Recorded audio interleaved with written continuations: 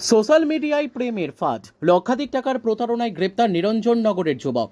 Social মিডিয়ায় প্রেমের সম্পর্ক গড়ে তুলে লক্ষাধিক টাকা প্রতারণার অভিযোগে গ্রেপ্তার হলেন নিরঞ্জননগরের বাসিন্দা নীল দে ওরফে মলয়, বয়স 32 বছর। অভিযুক্তকে আজ সকালে জলপাইগুড়ি আশিগড় ফাঁড়ির পুলিশ তার বাড়ি থেকে গ্রেপ্তার করে আদালতে পেশ করেছে। পুলিশ সূত্রে খবর, অভিযুক্তকে রিমান্ডে নেওয়ার আবেদন জানানো হবে। জানা গেছে 2018 সাল থেকে ফেসবুকে এক 47 বছর বয়সী মহিলার সঙ্গে পরিচয় হয় নীলের। কলকাতার বাসিন্দা সুদেশনা চৌধুরী নামের ওই মহিলার সঙ্গে ধীরে ধীরে গড়ে ওঠে ঘনিষ্ঠ সম্পর্ক। প্রেমের নাম করে বহুবার শারীরিক সম্পর্ক স্থাপন করেন অভিযুক্ত, এমন অভিযোগও এনেছেন ওই মহিলা।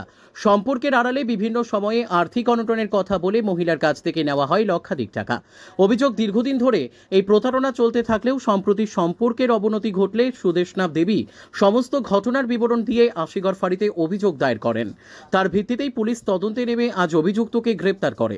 ঘটনার বিষয়ে তদন্ত চালাচ্ছে পুলিশ, আর কেউ এই প্রতারণার শিকার হয়েছে কিনা তা খতিয়ে দেখা হচ্ছে। Bureau report, news capsule.